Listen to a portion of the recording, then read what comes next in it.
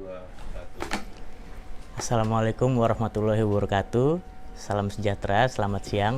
Om Swastiastu, Namo Buddhaya, salam kebajikan, merdeka. Kembali lagi bersama saya Ditya Kirana di balik meja kerja Banteng Senayan. Kali ini saya sudah bersama dengan Mas Aryo Bimo, anggota Komisi 6 DPR RI, fraksi PDI Perjuangan. Kali ini kita akan bahas soal impor beras, soal vaksin, dan juga soal bagaimana pemulihan ekonomi nasional. Mas Bimo ini tentu paling paham persoalan ini, paling banyak bicara soal impor beras, soal vaksin. Pertama-tama kita ngobrol soal ini dulu, Mas. Rencana pemerintah untuk impor beras sebanyak kira-kira 1 juta ton. Kira-kira yang akan diimpor. Pemerintah bilang, Menteri Perdagangan bilang stok beras di Bulog tinggal 500.000 ton. Buffer stoknya paling minimal itu 1,5 juta ton. Mendekati panen raya, ada sedikit konflik kepentingan di situ. Gimana Mas Bimo melihatnya? Terima kasih, selamat pagi. Assalamualaikum warahmatullahi wabarakatuh. Salam sejahtera buat kita semua. Om Swastiastu. Marilah kita semangati pagi hari ini dengan salam perjuangan kita. Merdeka. Merdeka. Mas Aditya, kita bicara impor beras ini masih narasi-narasi yang tidak jauh berbeda di setiap tahun. Selalu ada saja wacana-wacana atau bahkan kebijakan-kebijakan yang muncul terkait dengan impor beras. Tapi sekali lagi bahwa narasi besar pemerintahan Pak Joko Widodo, Ma'ruf Amin, dan juga narasi besar dari PDI Perjuangan selaku partai pengusung yang itu imperatif diberikan kepada kita kader partai yang di seluruh jajaran baik struktural, legislatif maupun eksekutif adalah konsepsi kedaulatan pangan. Itu harus menjadi suatu kebijakan kita yang mengarah pada visi misi ideologi, yaitu berdaulat atau berdikari di bidang ekonomi. Ini yang tidak harus kita pegang dulu, bahwa berdikari di bidang ekonomi itu dalam sisi pangan kita harus berdaulat di sisi pangan, dalam artian bahwa cara pandang kita adalah kebijakan itu harus mengarah pada tercukupinya aspek pangan dari produk pangan nasional. Itu dulu. Dari kebijakan itu akan muncul program dari hulu sampai hilir. Dari pembuatan embung, pembuatan waduk, revitalisasi embung, revitalisasi waduk, juga revitalisasi irigasi sekunder, irigasi tersier. Ini dibuat oleh pemerintah Pak Jokowi dengan berbagai program-program, baik itu di Kementerian Pertanian, Kementerian PUPR, bahkan kebijakan untuk mengawal ini juga imperatif ke Kementerian Perdagangan dan Bulog. Ini adalah konsepsinya, ya. Bagaimana di tahun berapa roadmap-nya, ya, itu kita sudah selesai soal pangan. Tidak hanya komoditas beras, tapi juga komoditas-komoditas pangan lainnya dan barang penting lainnya untuk kita berdaulat. Karena hulu sampai hilirnya tadi udah selesai. Ya, ini masih dalam proses ya, pembuatan embung, pembuatan waduk, Irigasi. revitalisasi embung, ini semua, bahkan bagaimana perluasan lahan, tidak hanya lahan perkebunan, tapi lahan pertanian, tidak hanya lahan pertanian untuk beras, tapi juga lahan pertanian untuk diversifikasi pangan, baik itu jagung, baik itu sagu, terus kita perbaiki. Inilah satu narasi besar yang dilakukan kebijakan dan program oleh pemerintahan Pak Jokowi yang dikawal oleh seluruh stakeholder PDI Perjuangan. Bahwa dalam operasionalisasinya kita masih melihat ada sesuatu hal yang menyangkut. Kita nggak pernah akan ada krisis pangan. Menurut saya nggak pernah akan ada Indonesia ini. Tidak akan pernah ada kekurangan pangan. Kenapa, Mas? ya memang kita punya bonus geografi yang sangat memungkinkan kita tidak akan kekurangan pangan, bahwa kadang ada harga-harga pangan yang liar, tak terkendali, ada suplai-suplai pangan di daerah tertentu yang kurang, itu hanya temporary, tidak sesuatu yang permanen. Ya.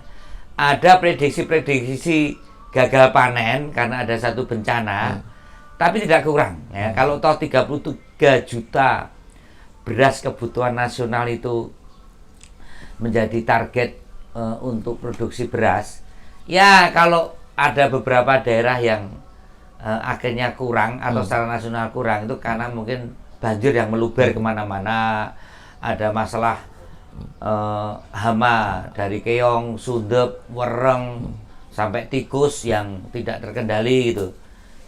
Itu yang saya maksud, bahwa kalau toh ada defisit beras itu juga tidak sesuatu yang permanen, karena beras bisa ditanam di mana-mana, ya. Dan kita termasuk penghasil beras yang cukup besar, cuma konsumsinya besar juga karena 260 juta penduduk. Ini yang harus dilihat background dulu, baru kita bicara kenapa ada kebijakan impor pangan. Ini yang kita pikirkan, maka Komisi 6 dan PDI Perjuangan selalu kritis terhadap persoalan ini, karena tagline PDI Perjuangan adalah tolak beras impor, beli beras lokal, kan itu. Dari dulu kan kita selalu punya tagline itu. Kalau kita bisa menanam sendiri, kenapa harus impor, kan itu. Karena ada partai lain yang ngomong kalau bisa impor kenapa harus nanam, kan itu. Apalagi impor dengan harga yang lebih murah, kan itu. Nah, partai mana, Mas? Partai mana? Saya tidak menyebut, tapi bahwa kita sering berhadapan dengan pemikiran-pemikiran bahwa klaster pangan dunia itu lebih penting daripada klaster pangan nasional. Klaster pangan dunia adalah Indonesia tidak termasuk wilayah yang diklasterkan pangan. Di sini adalah klaster perkebunan, supaya kita bisa ekspor produk-produk primer komoditas untuk mensuplai negara-negara industri. Tapi itu sekarang hilang di era Pak Jokowi. Kita ingin negara ini punya wilayah klaster pangan, sehingga perluasan wilayah pangan menjadi prioritas. Tidak hanya kalau Mas Aditya tahu untuk sawitisasi itu sudah mulai stop, tidak menjadi yang dominan. Kita harus masuk ke berapa roadmap kebutuhan pangan untuk bisa berdaulat. Ini yang terus kita hitung. Bahkan lahan kering yang 5,7 juta hektar itu kalau dibagi rata hanya 2 ton per tahun. Dari 5,7 juta, ini lahan kering, ya. Lahan kering ini lahan subur tapi tidak dapat air. Menurut Prof. Andreas hanya 2 ton per tahun. Kalau itu kita tingkatkan 4 ton saja, karena 5,7 itu sudah 10 juta ton, gitu. Ini hanya butuh sumur pantai, ini hanya butuh menarik air, ini hanya butuh embungisasi. Ini yang sekarang penting untuk diperhatikan. Jadi akhirnya kebijakan impor apa? Ya tadi, Bulog itu kalau diisi semua 2 juta. 2 juta ton beras cadangan pangan. Di Bulog itu ada 3. Ada beras komersial, ada beras cadangan, ada beras kesera dulu, atau beras raskin. Nah, beras kesera sudah diminta oleh Kemensos, sekarang pakai kartu yang langsung bisa beli di rakyat. Terus dengan demikian, dulu kan diputer antara beras kesera, beras cadangan pangan, dan beras komersial. Ya. Selama beras kesera itu dipegang Bulog, yang dulu nilainya sekitar 19 triliun, ada perputaran yang cukup memberikan nilai keuntungan untuk Bulog dalam rangka pengadaan beras cadangan nasional. Beras cadangan tapi diputer juga ke beras kesera atau dulu beras raskin. Nah, sekarang beras keseranya itu langsung diambil oleh private, diberikan pada toko-toko lewat kartu e-warung, supaya nilainya tidak hanya untuk beras tapi juga untuk kebutuhan bahan pokok lainnya. Nah, gara-gara inilah konstruksi cadangan pangan harus diadakan pemerintah. Tidak bisa pakai anggaran yang 19 triliun yang untuk beras kesera. Di situ memang beras cadangan memang hanya dipakai untuk situasional, yang butuh beras itu harus turun. Karena kalau 33 juta ton per tahun kebutuhan beras nasional. Kalau dibagi 12, 33 juta ton itu kan hampir sekitar 2 juta ton lebih lah, ya kan. Nah, disitulah kemudian kita aman kalau ada 2 juta ton ada di gudang Bulog. Jadi inilah yang kemungkinan menjadi pemikiran pemerintah. Kenapa cadangan pangan di Bulog ini harus tetap ada? Nah, menurut Menteri ada 600.000 ton. Berarti defisit 1,5 juta ton. Kenapa nggak mengambil gabah petani? Betul. Idealnya diprioritaskan mengambil gabah petani, ya kan? Kemarin saya sempat tanya kenapa kok tidak mengambil gabah petani. Itu tadi yang 19 juta ton ini harga harus tetap kita jaga, ya kan? Saya masih cermati betul kalau pemerintah ikut atau Bulog ikut menyerap yang kebutuhan untuk cadangan pangan. Katanya ini masih butuh data ini, ya kan? Kita nggak mau ini hanya alasan ala para pemburu rente untuk mendorong kuota impor beras. Katanya akan menaikkan harga gabah di tingkat petani, karena persaingan private untuk kebutuhan yang warung. Kalau Bulog masuk akan mendongkrak harga gabah kering panen, dan pernah terjadi juga harga beras itu pernah mencapai yang medium itu 11.000, yang normalnya 10.000. Karena Bulog tidak impor, tapi Bulog masuk ke sektor gabah untuk memenuhi yang gudang tadi 2 juta. Baik. Tapi sekali lagi bahwa Komisi 6 masih butuh data. Saya tidak mau ini alasan-alasan klasik yang akhirnya dijadikan sebagai narasi untuk melakukan kebijakan impor yang alasannya masih menjaga stabilisasi harga di tingkat konsumen. Nah, di Undang-Undang Perdagangan sudah jelas bahwa dalam hal menentukan kebutuhan untuk ekspor dan impor, pemerintah dapat menunjuk badan usaha atau badan usaha baik private maupun BUMN, dan pada saat memutuskan untuk ekspor dan impor terkait dengan kebutuhan bahan pokok dan bahan penting lainnya, pemerintah tidak hanya melihat harga di tingkat konsumen, tapi juga di tingkat produsen. Nah, sekarang produsen beras dengan keputusan impor ini hancur harga gabah. Nah, ini pemerintah harus perhatian dulu. Kalau keputusan impormu itu menghancurkan harga gabah di tingkat produsen, itu tidak memenuhi syarat Undang-Undang Perdagangan Untuk mengimpor. Kalau toh akan dipaksakan harga gabah kebutuhan cadangan pangan ini impor, bagaimana harga gabah ini juga tidak terganggu? Karena sekarang ini produksi ini gangguannya itu sangat bervariasi. Dari bibit yang kadang krepo, nggak tumbuh bagus, kemudian pupuk yang kadang langka, kemudian di saat selesai tanamnya itu ada urusan sundep, urusan keong, urusan tikus, urusan wereng. Ini juga kita belum bisa ikut campur secara penuh, karena kita juga ada banjir lagi sekarang.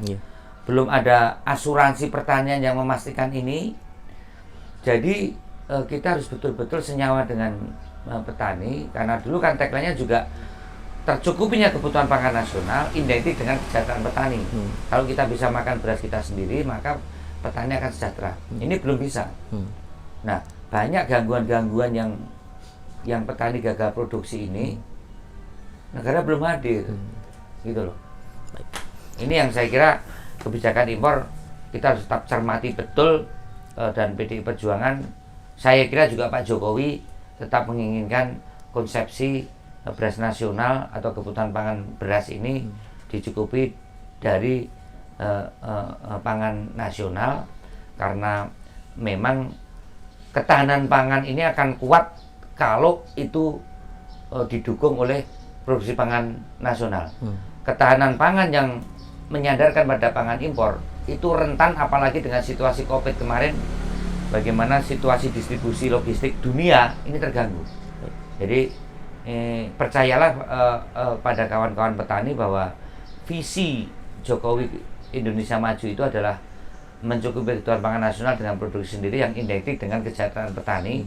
Maka keputusan untuk impor ini tentunya tidak akan gegabah atau latah, apalagi mengabdi pada peran-peran pemburu rente, pemberi keuntungan untuk mengimpor beras. Saya kira itu tidak, dan kita harapkan kebijakan ini juga baru sekedar wacana dan tidak terrealisasi. Artinya pemburu rente ini udah sering didengar oleh Mas Bimo di Komisi 6. Setiap kali ada impor beras, pasti ada kira-kira ada pemburu rente di baliknya. Apakah selalu seperti itu, Mas? Oh iya. Selalu seperti itu. Jadi mafia pangan ini kan kita selesaikan di Undang-Undang Perdagangan dan Undang-Undang Pangan. Dengan terbentuknya Badan Pangan Nasional yang sampai sekarang juga belum terbentuk. Mafia pangan ini betul-betul terjadi. Kartel pangan ini betul-betul terjadi hulu sampai hilir. Dan mereka selalu memainkan kecenderungan-kecenderungan biasanya dibarengi dengan suplai yang berkurang dan harga yang liar. Dan argumentasi pragmatisnya impor. Nah, faktor distribusi inilah yang sebenarnya ini kita ganggu. Kalau EU nggak keluarkan, kita impor. Harusnya cuma begitu sebenarnya, gertakan aja. Tapi kalau gertakan ini tidak nendang juga, ya kita impor sekedar untuk barang ini keluar. Gitu loh. Barang ini keluar. Karena permainan distribusi jauh lebih jahat daripada petani yang mempunyai ketulusan untuk menanam. Ya. Mereka bermain di hulu karena dia menyerap gabah dan memainkan di hilir untuk distribusinya. Gitu. Biasanya ini harga di tingkat konsumen liar tak terkendali, di hulu gabahnya turun kan itu. Ini permainan kartel beras yang saya kira kita harus selesaikan dengan terbentuknya Badan Pangan Nasional sebagai tindak lanjut dari Undang-Undang Pangan. Mas Bimo tadi bilang Pak Jokowi sekarang memutuskan untuk kita masuk klaster pangan. Komunitas global terganggu nggak dengan kebijakan ini? Ya, komunitas global juga harus paham mulai terjadi deglobalisasi di sektor komoditas pangan. Jadi global sekarang ini pangan juga menjadi amunisi. Kita mau impor beras, mau impor gula, mau impor komoditas pangan itu kan sekarang bukan business policy, tapi lebih ke state policy. Betul. Nah, kalau sudah demikian, kita juga harus menempatkan bahwa globalisasi atau perdagangan bebas di sektor pangan kan tidak terjadi. Dalam situasi semacam itu, kita juga harus kembali ke national interest kita bahwa komoditas pangan sangat efektif di dalam usaha kita membangun prinsip politik bebas aktif sebagai mitra-mitra strategis kita, negara-negara yang memang itu menjadi mitra strategis dalam konteks membangun kebutuhan pangan nasional. Karena situasi pangan ini juga unpredictable, tidak bisa langsung hanya dikalkulasi secara nasional, tapi kita juga harus punya mitra-mitra strategis dalam konteks membangun landscape pangan dunia. Misalnya dengan India, dengan Vietnam, dengan Thailand, dengan Brasil.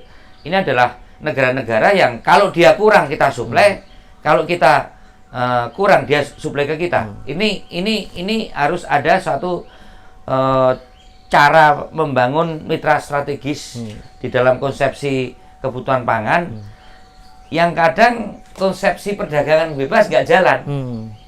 Nggak jalan. Kita pernah kok butuh gula dalam keadaan kita defisit. Mereka mengubah kebijakan gula itu menjadi biofuel dan biodiesel. Dari pangan menjadi energi. Dan kita tidak bisa memaksakan, jangan dong kamu bikin biofuel. Harus kita, nggak bisa. Jadi pernah terjadi harga gula konsumsi itu sampai 16.000. Karena kita nggak bisa impor. Gitu. Saya kira ini yang penting. Itu tadi kita ngobrol soal impor beras. Nanti setelah ini kita akan bicara soal vaksin dan gimana sih kita pemerintah dan Senayan juga bicara soal pemulihan ekonomi nasional. Kita balik lagi setelah yang berikut ini.